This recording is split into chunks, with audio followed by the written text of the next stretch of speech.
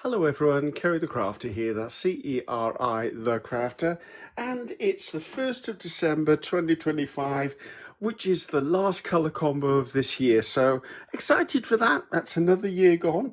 Now, if you're unfamiliar with the colour combo is basically 3 colours that are selected by our subscribers, and besides those 3 colours, they can use optionally black, white and a metallic. I always like having black and white within it because that gives me tints and shades, so loving that. There's usually a mark making element as well within the colour combo, although this month I've given everyone free range. It's artist choice, they can do what they want. So let's look at the colours that we've got. Now I'm just going to open up my phone, because I find looking on my phone is far better than printing it out. So, telling you my earbuds are there. So this is the Pantone colours for this month, okay? So now I always say you don't have to have the exact colours, get as close as you can. So for the Pansy colour, I've got this, I think this is some sort of golden violet colour. I'm not sure, I know it's almost that colour. I've got this lavender, which is sort of a mixed bottle of colours of mine. I think I might lighten it up ever so fractionally, not sure. Now, this colour is the one that's going to cause me a little bit of a problem, because the closest I've got is Lucas Krill Arctic. And what I'm going to do is I'm going to mix some Arteza Deep Teal with it to get it to closer to that colour, but we'll play with that when it comes along. And as I said, you can have black, white, and I'm going to choose metallic gold because they're my favourite. So I think we just need to start getting on with this, guys. So let's just get on with this. Now I'm going to play a little bit with this. I'm not going to use these straight away. I'm going to first work with what was it? Lavender Oil and Pansy is what it was called. Now, I'm going to be creating a 12 by 12, and I'm going to create it on a 12 by 12, 250 GSM piece of cardstock. So this is my 12 by 12 gel press, this is my 5 by 7 gel press, and this is my 4-inch speedball brayer, which is my brayer of choice because I love it. So I want to create directly onto here to start with, and I'm just going to use some simple techniques, like I'm going to just brayer out some paint. Let's live a little bit free today and just get paint down, see what comes of this. I don't really have a strict plan in mind.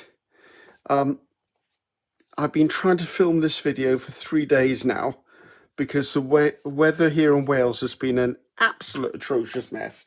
It's been raining, like, you know, that nice horizontal rain that you sometimes get out there. So that's kind of what we've been battling at here. So not my favourite sort of weather. The trouble is, I prefer to film, should I say, not have to film, but I prefer to film in natural daylight. It's what pleases me best, because I get the best colour replication. My iPad really likes it. Right, it's going to splutter on me, isn't it? I can see I'll be splitting this tube open later and squishing out some of its contents. Any more in there going to come out?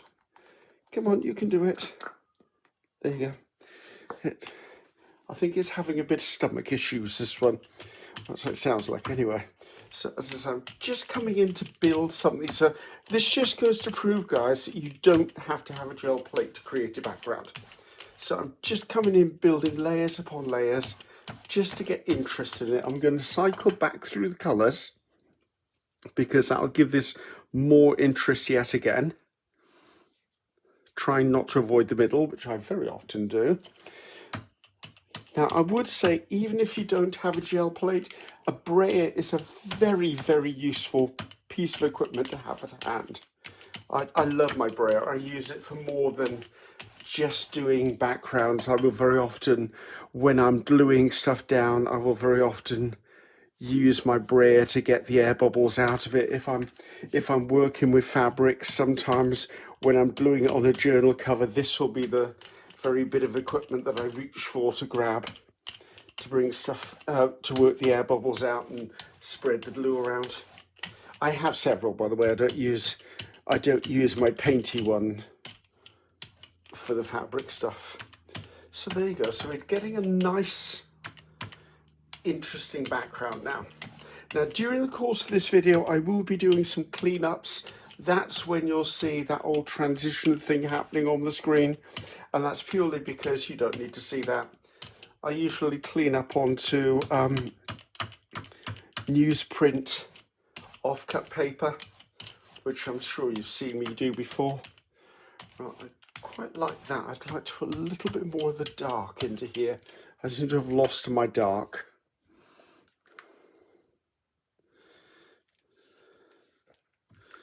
There's a little bit more now. One word of warning.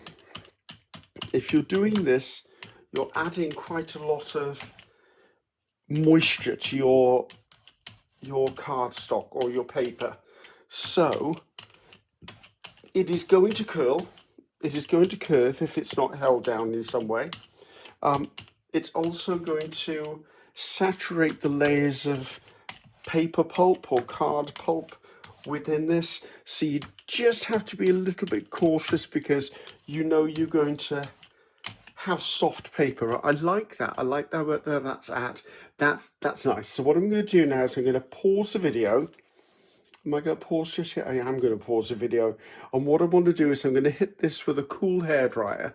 Now it's on my gel plate, so I will never use anything hot on my gel plate. I don't want to endanger it. And that I'm just going to brayer it out and clean it up onto a sheet of paper. So I'll be back in 2 seconds, guys. So here we are. We're all nice and dry. Well, as dry as I need to be. And I'm going to leave it sit on here for a while because I've got another bit I need to do. Now, I'm going to try and recreate this colour.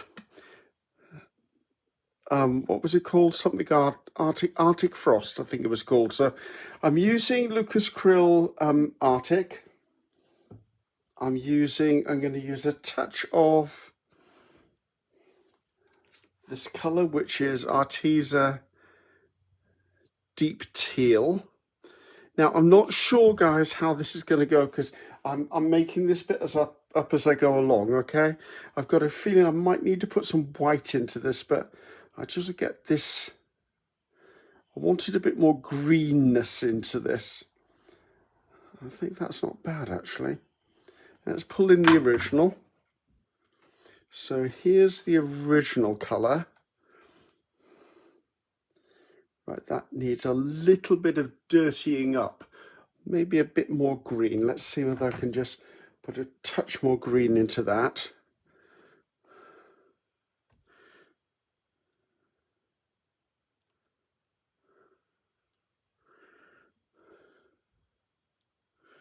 I'm not sure, it might not need just a tad of. I wonder whether, I mean, my instinct is to put black into it to shade it down a bit, but I'm unsure whether actually purple might not be, or the violet colour may not be the right thing to do.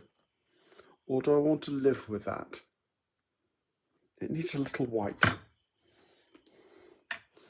So, now we always say with colour combo, please only buy whatever you would normally buy. Don't rush out and buy paint just because you're doing colour combo. The reason we choose to use Pantone colours is the fact that Pantone names aren't necessarily mirrored by paint products that are out there, which I'm liking because there was a time when we used to use actual paint brand colours and everyone was rushing out and buying them. You know, it's not quite there. It needs a little something.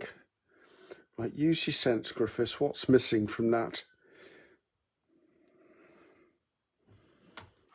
The trouble is that seeing it on the screen is slightly difficult because the screen is interpreting what the colour is. I think I'm going to stay with that.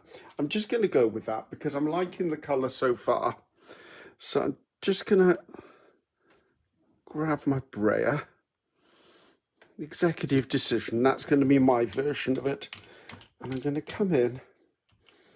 I'm just going to skip this down in areas.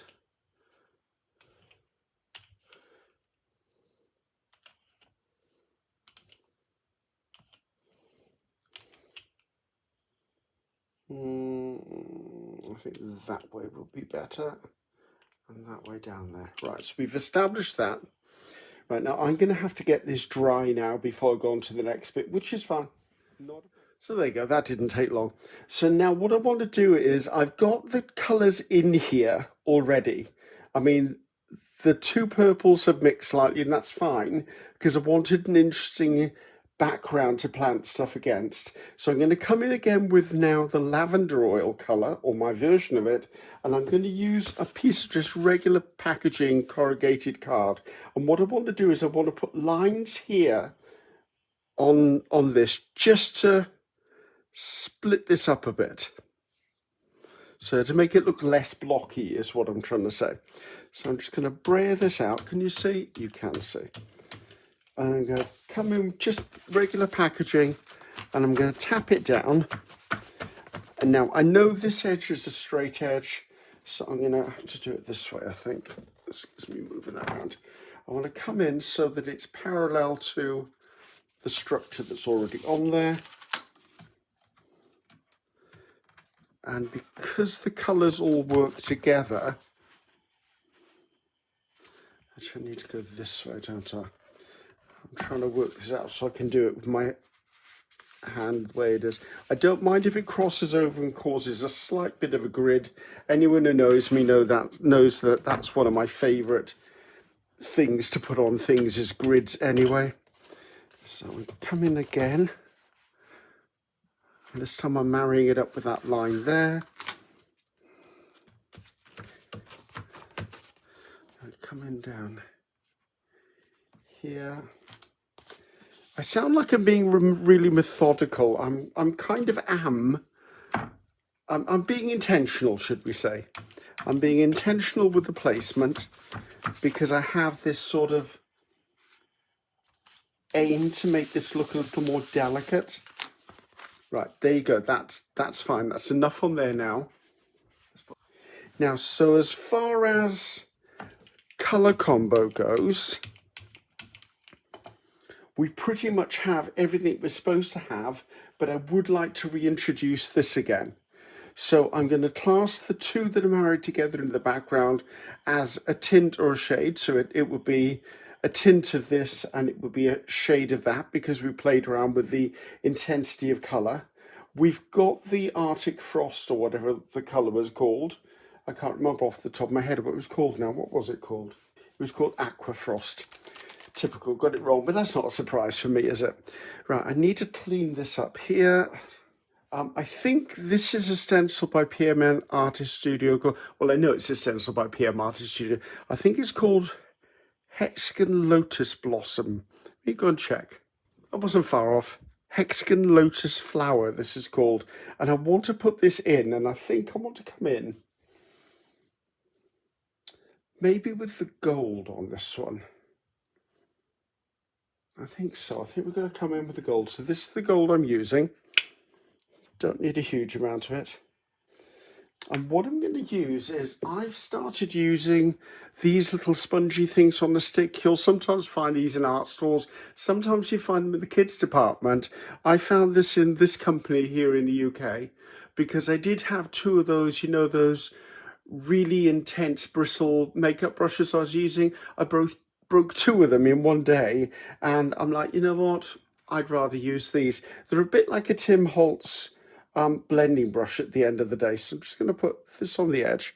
Now I use it in the same way. I put it down, I move it around so I don't have a huge build up, because I don't want this going under the stencil. Now I expect this gold to be slightly subtle, because I'm putting it on with a sponge.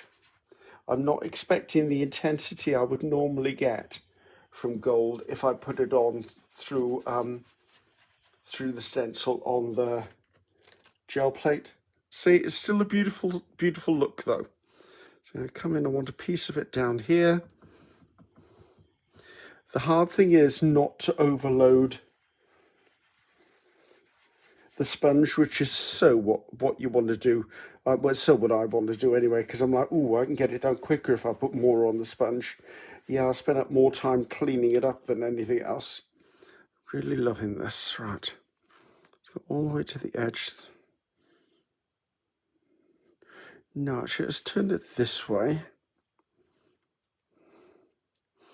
And as I say, go to the edges and get it to come down a bit, and a little bit across the top. Now, I'm not pressing very hard, guys. I'm not pressing very hard whatsoever with this.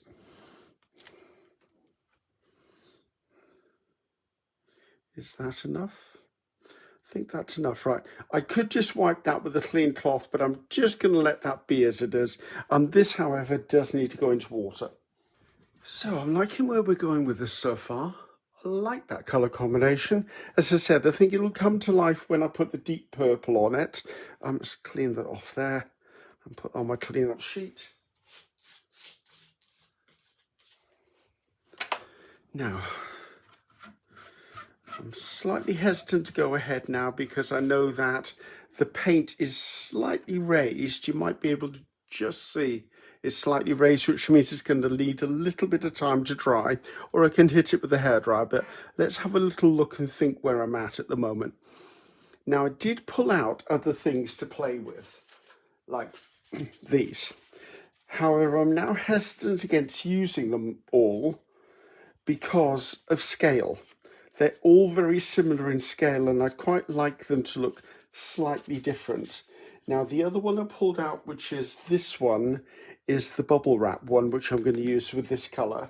But I think I want to find another mark making tool that will give me a bit more drama in this. So give me a second. So I've been through my stuff, and I've got these two cardboard mark making tools that I made. I think I made them in a video. If I can find, I think it was, did I make them in a video? I'm sure I made them in a video. I will connect the video in the description box below if I did. I'm sure I did. So these are just basically cardboard hot glued or glued down to another piece of cardboard. This is how I sometimes make my prototypes. So the question is, what do I want to do these with? I don't know whether I want to do them with the deep purple actually. Right now, the reason I'm hesitant is because this is a very, very fluid paint. And I don't use fluid paint that often. Probably it's my controlling nature. I struggle to control stuff if it's soupy and moving around on me. But what have we got to lose? Not a lot. So I'm just going to tap this down. Not too vigorously, apparently, because it's splattering all over the place. Put it down, give it one press in the middle and lift. Oh, okay, yes, I am happy with that. I'm going to turn it slightly so it's not always a replication of the other one.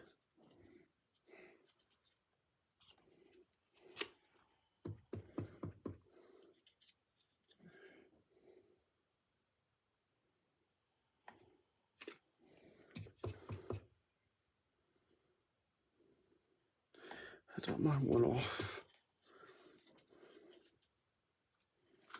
And I think just a little bit by there.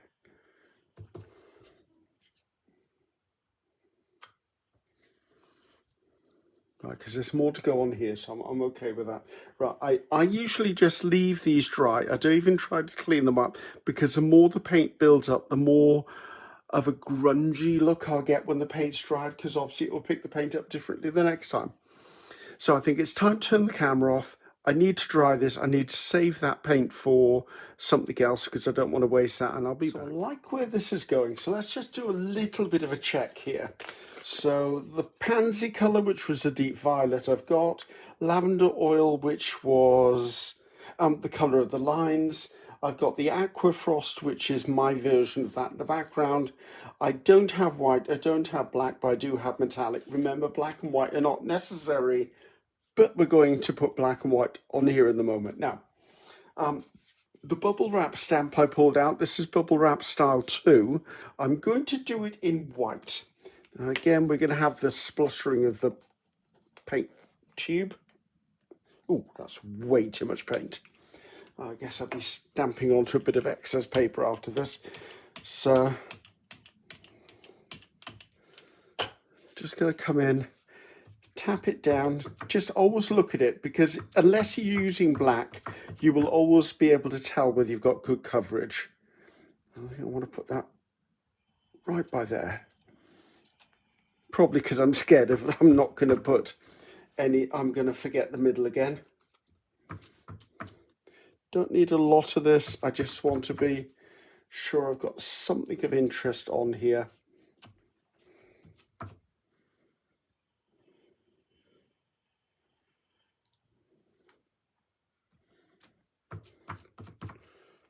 I've got 5, but I don't.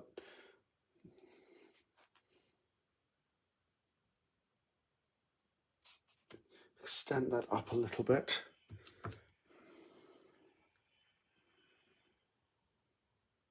And I think I want a little bit by there. Let's see if I do it. There. Okay, cool. Right, I just need to get some black on the go now, and then I will have finished this, I believe. But sadly, guess what? We've got to turn the camera off so I can dry this. Back in 2. And I'm back, and we're back for the finishing touches. And I've just realised something. We've done the whole thing without using a gel plate except for one for mixing paint on. I think that's quite good. And the next bit's going to be done without using the gel plate either, except little 5x7. So that wasn't any intentional, but that was good. I like the fact that I did that. Now I'm going to, as if you know me and you've watched me for a while, you know I like numbers. Numbers in ephemera, numbers in art pieces, numbers in my backgrounds. So today I'm going to use one of my favorites, which is numbers block outline. There's 2 versions. There's a solid and an outline on this. So I'm going to do this and I'm going to do it with black. And the reason I chose the outline one is because the dark colours in here make it quite a heavy looking print, whereas if I use outlines, it won't get heavier. Now, the question I need to ask myself is, do I put them all in the same orientation or do I change them? And I think I'm going to swap it around, to be honest with you. Right, so I've got Mars Black here, which is obviously an opaque. Don't need a huge amount of it. Now, I would like it to print, stamp perfectly. Sometimes I don't know that it's going to stamp perfectly because seeing black on a black stamp isn't always easy. But if I press in the middle to make sure there's paint in the middle at least, then I'm pretty much guaranteed it's going to be all over the stamp, says he, famous last words. Right, so I think I want to put there. I'm just going to press in the middle. It's probably not straight, but it never is when I do this. There you go. That's what I was looking for. And I'm going to come in again, loading up the stamp.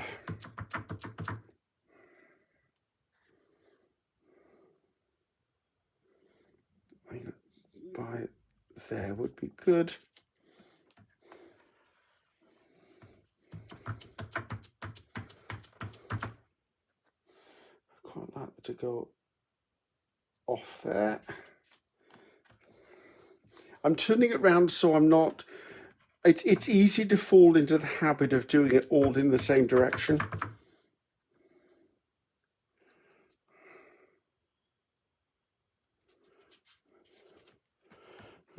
Back up to the correct way. I feel I want one going this way, and I think it might need to go down here. I quite like things going off. It sort of takes your eye away with it. And I think if I just put 2 or 3 little numbers up there, oh, that's quite cute, 16. And maybe just a few down this edge here. So here we go, guys, all nice and finished, all nice and dried. Very happy with that. That was a colour combination I thought I would struggle with, but at the end of the day, it all did work well. Now, have I got everything in there? Yes. The Pansy is this darker purple. I've got the Lavender Oil, which is the lighter lines in here. Then we combined the 2 of them to give us the overall background. The Aqua Frost, or my version of the Aqua Frost, is this here. I'm happy with how it dried because it took it to that slightly dirtier, grungier look that I was looking for. I was a bit worried it was a bit too bright and fresh, but actually over the purple, it really worked in my favor.